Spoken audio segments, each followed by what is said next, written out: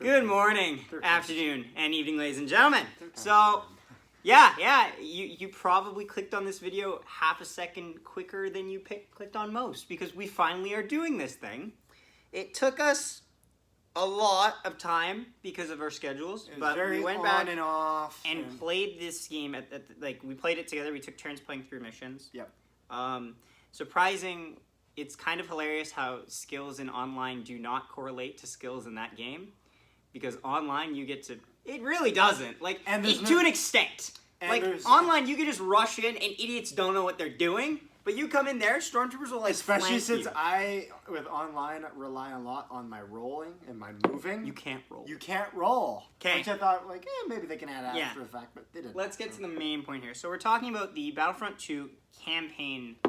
Inferno Squad. Yes, covering Iden Versio. Inferno Squad, Operation Cynder. We'll do... Yeah. They'll get there. We'll get there on the video. We'll do a DLC review later. And one of the multiplayer. Right? Sure. Yeah, why not? You can cover that one, basically. But you enjoy it. And we also have a hockey reaction video that'll either come up tomorrow or the next day. For the Jets game that is tomorrow. Yeah. And we're still figuring out how to do that and what to call it. Yes. But anyway, if you have any ideas, the main point of what we're talking about here. What do you think of the story of Battlefront 2? We're talking just the story? Yes. Honestly, it's a good story. I like it. It's solid. Like, it's one of those things where a lot of people were really disappointed. Mainly because in the trailers and then the teasers, you saw them on the Imperial side. And obviously, spoilers for Battlefront 2 campaign. No, just keep talking. Yeah. But, I mean, I think a lot of people thought it was very misleading, and it was a bit. But I think overall, the actual story was a good story. It was a good story with Iden Versio, good story with Del Meeko, and especially with the interaction with Del Meeko and Luke Skywalker, that was really neat. I haven't even started talking about a single mission yet. Well, you told me to go into it, so I went into it. But you're vague in the wrong spots. You're like, good. But yeah, no. Yeah, this is why we need to just go mission by mission. This is why the reaction videos are going to be me. Because otherwise it will be longer than the hockey game. Honestly. No, but if we're gonna go we're gonna go mission by mission, then I guess we can wrap it up and stuff like that. The first mission you have is the Cleaner. It is when you are escaping a rebel ship. It is either right before or a couple days before the Battle of Endor, and the destruction of the second Death Star. Yep. It's funny. I like how they started up. They started off very cliched, I will say. Because it's a cliche to start with a capture. Yeah. It's pretty cliche. Although, you know what I find interesting is that it's kind of neat to see it from the other side, where it's not just, the good guy gets out. It's, the bad guys get out with the Imperials obviously being in that situation. So, I found it funny how the first bit you're playing is as the droid, which is dreadful. But then you never play as that droid ever again. For the rest of the game? Yeah. So then it's like, oh, okay, cool. It's funny, when I actually first played the game, I'm talking when I originally bought the game and played it, and we did the droid part, I'm like, this is going to be like one of those, almost like one of those Batman games. It's going to be like the tank missions in the Batman game, yeah. Where you gotta change into the drone or whatever. Yeah, they know. But anyway, no, there's a lot of nice touches, overhearing the rebel plans to attack on the Death Star was a very nice touch. The banter that Iden has with Hask, who's Hask the only one she's talking to, is solid. Well, the banter there's not a lot. Yeah, good. Yes, the banter feels very natural. Very good. So. Yeah, although that's just because it feels Star Wars. Like, it just feels like something they would say in Star Wars. Like, it feels like something they're going to talk about. The script is very well written. Yes, like, honestly, a lot, like what Carter said, a lot of the criticisms are not necessarily that it's a bad story. It's that it's a misleading story advertisement-wise. It was It's not how it's advertised. Like, I counted, and I think there's about 4 missions, 4 to 5 missions. It's just under the halfway point when you switch, because you play a mission as Luke, and then she switches sides the next mission. Not related to anything, but so most of the game you're playing as the good side, which is a bit disappointing. I would say, as somebody who really wanted to see where they could go with this. I would have liked to see at least certain missions where it's just one person. Like, honestly, we get a lot of hero missions. I would have killed for a Vader mission at the beginning. It would have probably... Oh, you want to Force Unleash this shit. No, That's what no. you want, huh? You want him going through Kashyyyk slash Relax. No, but... We're 6 minutes in. Relax. No, but you said you wanted to Vader it, so I thought, we're forced... Just gonna do a Force No, but Unleashed. it's funny. It's a mix because just having those missions there is very nice. But it also shows you that you're only getting one side of those missions.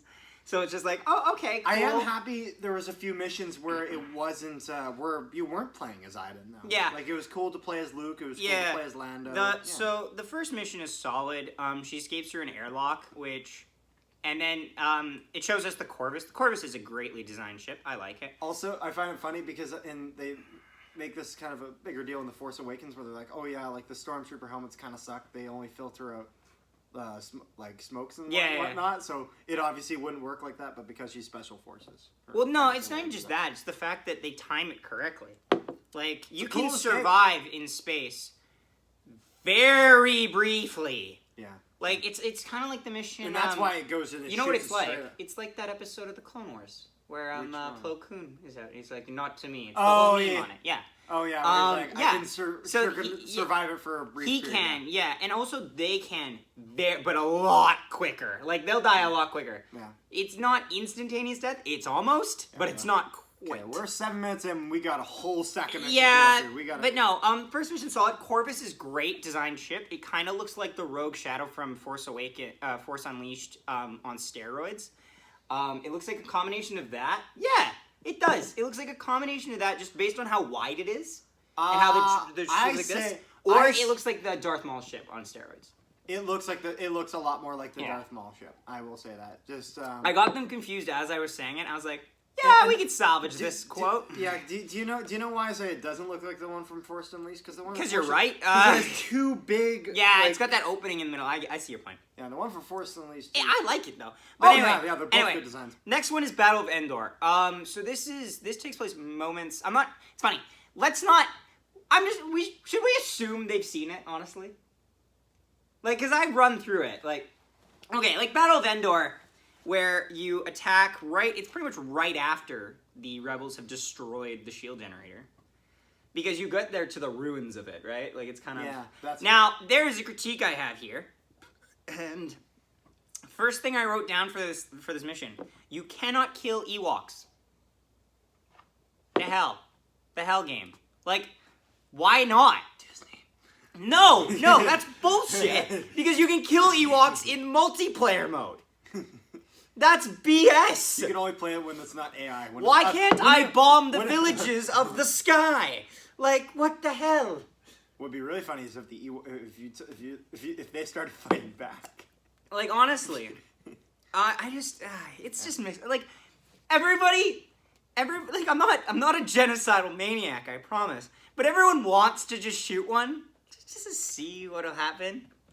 And they do. No, literally, if you go back and look at playthroughs for stuff like Force Unleashed, people would throw their stormtroopers off the cliff in the first mission. So shut up about this.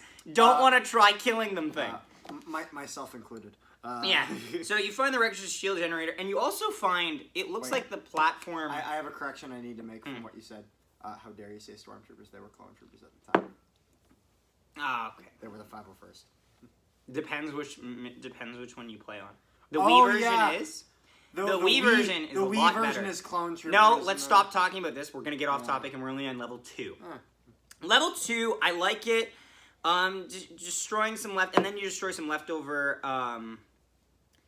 rebel ships right once you evacuate, because they watch it blow up. I like how they watch it blow up, but I like how it's interesting. They don't immediate reaction is just like, yeah, that's exactly how I believe a pure Imperial would react. Just nope, not sadness, not necessarily anger. It's just we will no. We will make them pay. Also, if you ever watched on YouTube, the transition from the Star Destroyer getting blowing up in Episode 6, like Superstar or going into the Death Star, and like use the transition with the scene from Battlefront 2 with Admiral Versio, looks great. Honestly, like that transition looks seamless. Which is nice because you see other different perspectives in the same battles that we already know. People want to fucking see that. Yeah. I didn't think I needed to swear on that one, but it just came out. Like, I don't want to be shown rehashes of things that just remind me of better versions of it. I would rather you'd go this route and show me the same battle, different place. And especially what's really interesting about that is you see it blow up and then it's not like, oh yeah, everyone's celebrating. It's like, okay, like where do we go now? Mm-hmm. Like and you know it shows that, but we got to keep going. So yeah, Battle of Endor, a solid level. Yep. The Dauntless. That is where you are acting as security for Moff Wraith's Star Destroyer. Moff Wraith, by the way, doesn't have a single appearance in this game. You just hear him. He has one hologram appearance that I looked into. It's a hologram of him. This next level, is that the one where you go into the rebel ship? Yeah, you did this mission. Yeah, and it gave you fits when you were going down the hallway. It's kind of filler. It's funny, yeah.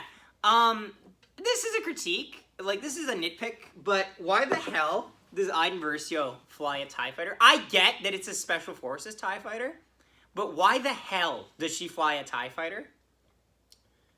And don't give me this garbage that they couldn't find a better one. Because when you fight Hask in the last level, his ass is on a TIE Interceptor. He got it. Well, you know what I think would have probably been a really cool route is if they went and did, because this game came out in 2017. Yeah. This would have been 2 years after Star Wars Rebels. Throw a TIE Advance prototype in there. Like the well, there's also the TIE Defenders, which they would have had. Yeah. Not many of them, but I felt like if you could. Route, but I think it's because that guy was the rank of commander. Literally, the only thing that differentiates his TIE fighter is two little red rings on the side. It's the red stripes, it. which is almost like a pauldron for a TIE fighter. Which, all right, whatever. Yeah. Also, before we forget, I like the droid. The droid, it's funny. I don't like spiders, but the design that they went with, the kind of claw-ish form of the droid, looks matches very well, and it looks like a very amped-up version of a probe droid. It looks like a more advanced version. Yes, because it can get into those situations. Yep. And how it's used is solid. Fighter combat and onboard ship combat. The fact that, and we see the base they're in kind of reminds you of the base from Rogue One. That is around the planet. It's got that hole there. It's not the same thing, but it's to dock them, right? Yeah, you're talking Which about like the design for that base is solid. Yeah. It's very, even though it is rounded, which it's funny because most Emperor stuff is angular. This is a filler mission. We can't spend too long. Okay, true. Next mission is the Observatory, which is where you play as Luke Skywalker, and there's a quick cameo from R2-D2 at the beginning. That's nice to see. Yeah. I like this mission. This mission is really great, honestly. Because we don't learn too much, but that's good because they know they can't overstay. If you're gonna go the route where you have good turn to evil or evil turn to good, you have to have stuff that leads up to that. Because that's the thing that I think makes this turn more believable. Miko, yes. In Iden doesn't have that. Well, I mean, she does in the next mission. But for Miko, in this mission, it really gives him a different it shows him a different perspective, and it shows how what he taught was maybe not. I do like that, and I think it really kind of sets it up well for Del Miko at least. Yeah, it's funny because all of the Inferno Squad, they have different Del's a sniper. Yep. Side note. Whoever wrote the dialogue for Luke Skywalker in that, fantastic. Yeah, get a freaking award, bud. Yeah. Because I asked, just stuff like that. The guy who does the voice of Luke Skywalker is solid. It's interesting, we don't learn a lot of why Luke Skywalker's there. He grabs a compass at the end. But I think it's better that we don't, because I think this game knew where to put the ceiling on what they could control, which is something that I honestly think the Disney sequel should have taken advice from.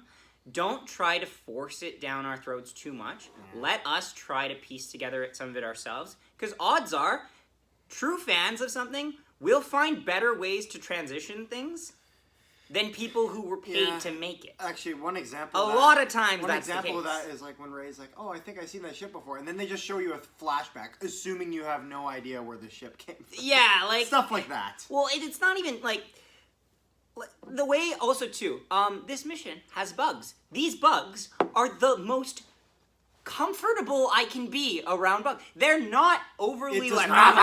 It does not trigger any form of arachnophobia. I wasn't triggered at all, and also the fact that I didn't even need to let them get close to me, and I could just spam the lightsaber button. That helps too. Which I did. I was just like, ah. Of course you did. But no, it's great. We're still in the Imperial missions. We have so many. I know. Hearing Miko talk about how he was a boy on Coruscant is nice to hear. Just little things like that. Yep. Stories that terrified him as a boy on Coruscant. I want to hear those stories. Like, what was he talking? What did they say? Well, I'm gonna actually touch on stuff like that at the end. So the next mission is the Storm, which is Operation Cynder on the Imperial planet of Vardos. Yeah. It is great. Vardos, I love the design for Vardos. Vardos looks straight out of like a Wolfenstein game, like for Nazi Germany. Like, yeah. It's kind of actually amazing. Do you know what Vardos looks exactly like? It looks like a lot, I can't remember the name of the planet, but it's from the Old Republic with the Sith Empire. I know I should, but I don't probably. But the Sith Empire, like what they were known for is everywhere they went, they had these giant, like Nazi-like flags everywhere they went. Yeah, they got the red flags there. And they would tell you to worship it. So like, it was brutal. So it's interesting. It's funny. We find out why Operation Cynder. Also, the seeing the messenger from Palpatine was nice. We find out that Operation Cynder it's not some revenge plan to get to destroy the rebels after killing the Emperor. This is the Emperor's way to just say, I don't care if you're a captain, you're going down with the ship. Yeah. It's just to damn every world. Yeah, the reason it exists is that basically if he cannot live... You're not outliving me. If he cannot live, nothing can live. Yeah. Which, he's kind of like that kid that throws the checkers board away after you beat him in 5 moves. Like that's what he's doing. And it's funny because that was the original intent, but now that they have Palpatine back in Episode 9, no. would they maybe? No, and they wouldn't change that. But I think because I'm telling you now, he gets cloned after that. Yes, because he's dead at this point. Mandalorian, he's dead. He's done an essence transfer at that point into a different, separate body. Okay. He doesn't come back from just the dead. saying. He never dies, in a way. Anakin is the chosen one! Shut up! Well, think of it this way. Millennial trash! Anakin left the galaxy with Luke and Palpatine. Yes, anyway, we're not talking this now. Come on. So, but they do it on Vardos pretty much because they're idiots following orders. Versio and Miko switch. Hask stays at the Imperials. Hask stays the same, obviously, because Hask is the blonde-haired, blue-eyed. He literally is. He is. I could have told you at the beginning of the game who was not gonna defect. He's the Hitler approval. Well, yeah, he's great. Here's the thing that kind of got me a little surprised. Protectorate Gleb, who works for the Imperials. Not human. Didn't know. Just think about it. Like, those are not common in the Imperials. Protectorate Gleb is the one that has like a collar around her that pronounces it. It's like remember the thing that gets its arm chopped off by Obi-Wan in the yeah. Don't you see that in the end of the at the end of the game? Yes, but because she's still there. I see what you're saying. But that's like you don't see that often. Yeah, but you know what's brilliant about that is because the Empire has this big reputation of being racist. It makes it great to have people that are not human spying. Yeah. Interesting though. you talk about how the reason Iden defects is good, not perfect. The reason Del defects is better. Yes. Because Del has that scene with Luke. What I wish they did, and it's funny, you told me, you're like, oh, well, Operation Cynder is the reasoning behind it. Yes, but that's not any roots being born. You probably want to have that. That's how long it's The thing I've had is to do that this twice now. the thing is that Iden needed a flashback scene in this. I wanted a flashback of Iden on this planet. Don't just use dialogue to tell me. Like, you can, all right? And I know there's this thing to storytelling not having to show you How many details. missions do we have?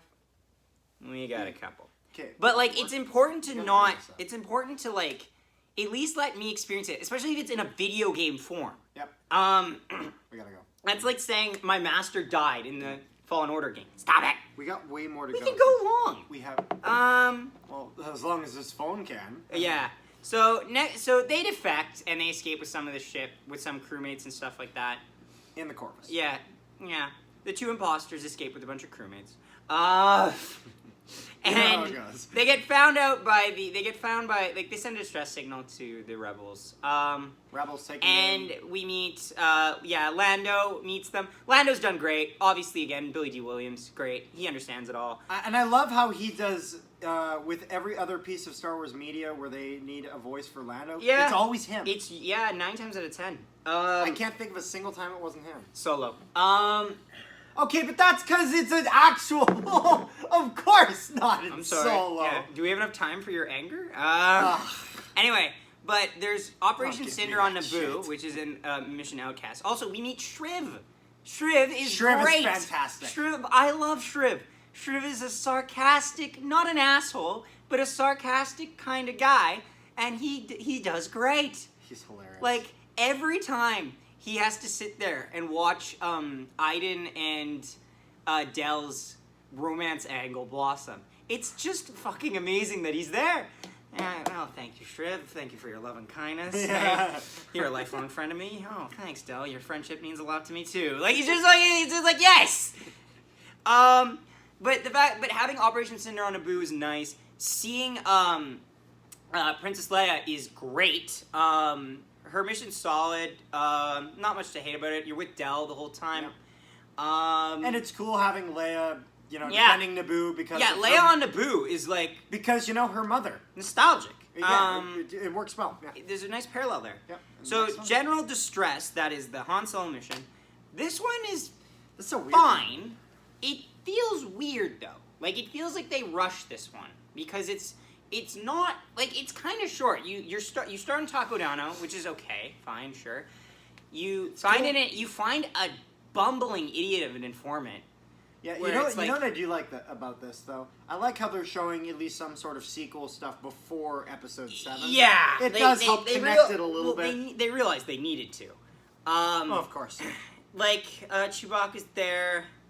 The Han Solo voice actor does fine. Honestly, he does all right. Nothing stand out really. And one thing I do find that I think is very funny is Han actually is kind of scruffy looking in this one. Yeah, he does. I like that there's somewhat interaction or contact with Leia because honestly, I understand the whole logic of him being deadbeat dad type thing, but like he shouldn't always be a piece of shit. Solo's not always a piece of shit. He should have been more of a piece of shit in Solo, ironically. Yeah, because But he's not. No, we're not going to talk about that. But he shouldn't always be it. Yeah. So that's nice. The scene in the Falcon was solid. Yeah.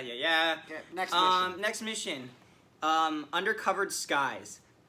Okay. Which one's this? This is the one with the cloud car. So we go to Bespin, right? Bespin? Yeah. Which is nice to see it still under Imperial occupation. Great job. You guys needed this.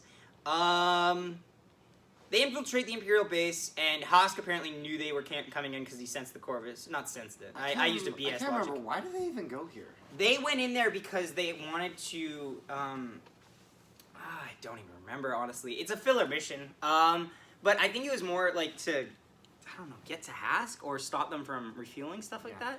Anyways, yeah, we should really go on the next No, one. no. There's no.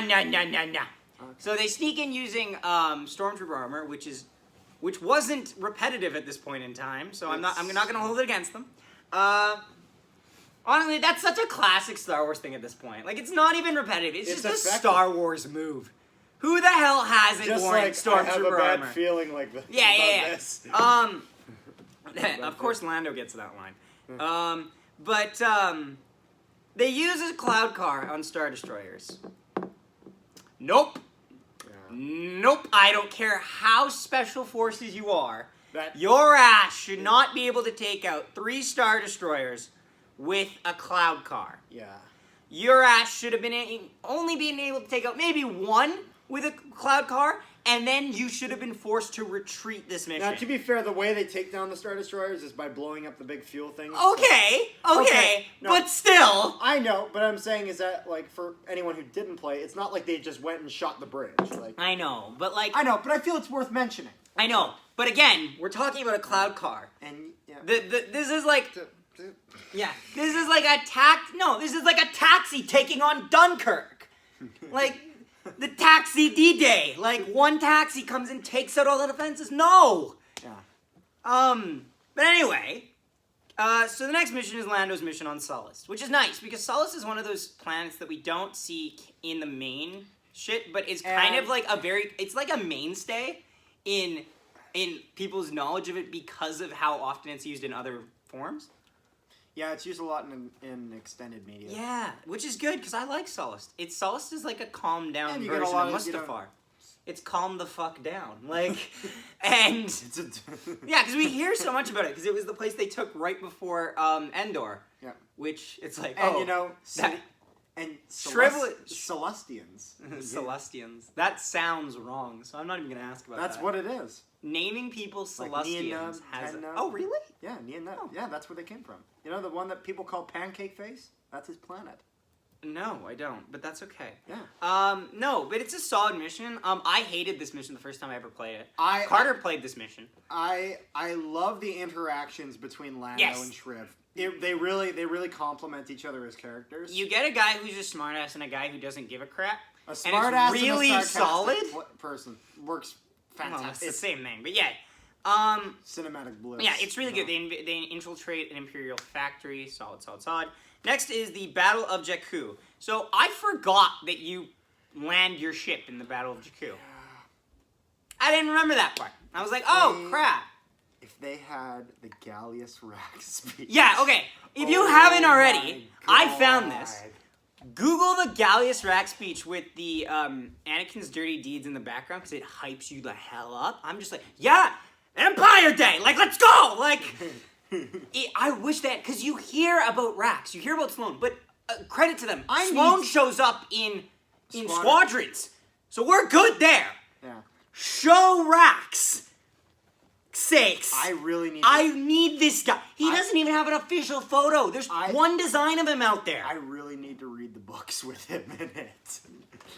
Fuck the books. Give me something to look at. I wonder if he's actually in the Inferno Squad novel, because I heard the Inferno Squad novel expanded. But anyway, continue. He just has this, you hear about him a little bit, and you're just like, I want to know. Yes. I want to know. I want more. But there's a solid scene of this, and it's like the last battle before the proper end of the Empire, before it becomes solid just remnants. It's remnants. That's happening. So there is some consequence here. On Jakku. Having to get on the ground missions is... I wish you just wreaked havoc on the sky. Honestly, because just shooting down TIE fighters in this game, and even shooting at Star Destroyers, it's just nice. It just feels good. I made the sickest of turns. Oh, yeah. I made, a cinematic one, and Carter's like, that was sick. He did, you're damn right, that was sick! I had the camera going this way and me going that way as I turned over a ship. It was... basically it was like a long calamari cruiser, and you did, a reverse roll. It was like going the first scene side of the hall. Revenge of the Sith. Actually, it was exactly like that. Yes. But anyway, no. So I'm just going to stop there. You have to take down fallen Star Destroyers, which is fine. Yeah, it shows that some people survived those destructions. Take out AT-ATs with orbital strikes. Orbital strikes are okay. Yeah, it's very Imperial of them. So then we get to the mission Until Ashes. I think that's where these missions are very close to each other, so it's hard to tell. You get Versio invades Admiral Versio's ship. You actually have to start defending the Corvus in the ship battle. That's a nice touch. Yeah. Like, no one's gonna let this, like, really... It's got a new paint job. And so does the droid. One thing that kind of confuses me, how the hell does the droid not take out Iden the second she defects? Okay. Like, you know. Yeah. Defeating Hask's TIE Interceptor. The fact that he has an interceptor was a good touch. Didn't know Hask was really that much of a pilot. And he got promoted. Yeah, he got promoted. Yeah, that was good for him. Admiral Versio declines a rescue from Iden, which is a great thing. The scene between the two of them works well. Yeah, the Eviscerator crew is evacuating the entire time, which is nice. And having all the Dell gets stormtroopers running out and like no one's shooting anyone and everyone's just trying to leave. It's a lot like the Return of the Jedi in the background when Luke's taking Vader. Because you see guys just running. Yeah. Although it's funny because you hear blaster noises, so I'm like, are they taking out each other to try to get spots of the TIE fighter? That's dark. That is dark. Why do I want to see that? But anyway, because that really adds a lot. Anyway, no. But here's the thing. It's important that Admiral Versio is the last villain you see in the main thing. Like, I'll get to, like, afterwards we have discoveries, but that's kind of a little separate. That's more just a tie-in to the DLC. Yeah. The fact that it's between Iden and Admiral Garrick Versio is perfect because Actually, that is a theme of Star Wars. But Star Wars do you want to talk about that last little part in the DLC part actually? Because I feel like it fits. Maybe. Especially we'll since there's a major part. Yes, with yes. Maybe we'll do that actually. Yeah. But having Versio, all I'll say is this actually on Discoveries, it sets up the DLC pretty solidly. Yeah. And it's great. But anyway, no. The fact that it at the end of the day gets to Admiral Versio and his child, Iden Versio, it's done so well because even in bad media, in like less well-received versions of this, like things like Star Wars Resistance where they talk about stuff like this, the main core is family relationship on that. And that's always been present in Star Wars. That's been a main thing in Star Wars. That's why. And it's not George Lucas manufactured. calls it one big soap opera. Yeah, it's not manufactured. Like, I care about the two people involved because I know how much they care about each other. Because in every frickin' mission, it feels like, Iden won't shut up about having to find her dad. She says it in a way that is very controlled, but you can tell there's something there. And it's interesting to me. Which is why I hope they're making a prequel, which is what sounds like might be happening. Yes, currently, the entire... There's rumors about it. We'll just talk. We'll just say that. No, it's confirmed that they're in the studio because they were tweeting about it. Okay, so now let's stop talking about it because that'll waste time talking about it here. But no. So yeah, like we were saying, I hope that's a prequel. Like the main characters that they have in this game are solid. Dell is kind of a bit of a puppy dog, little bit. Yeah, I'm not hating on him. Bit of a beta male. He is though. Beta male Dell. He is. He totally is, but that's also because he's used to taking orders the entire time. Yeah. Even as an elite, he's the guy. Hask is a solid villain. Yeah. Hask is a solid villain because it shows the overconfidence and stuff like that, but it also shows why he could probably not... He's not good when leading others as much as he is when he's just doing shit himself. Which is a nice quality to have because it kind of reminds me of an Agent Callus in the sense of he's more competent than the people around him, so just do it your frickin' self. Yeah. Like, Callus gets fed up with Actually, people. you know what it reminds me a lot of? In a way? Kind of like a General Grievous. And General Grievous is like... A bit! I'm trying to fight them and all you send me is battle droids! Like, he still throws people at you sometimes, like on the Cloud City mission. But that's just because he couldn't be asked. Like, honestly, he's like, I have more priorities than you.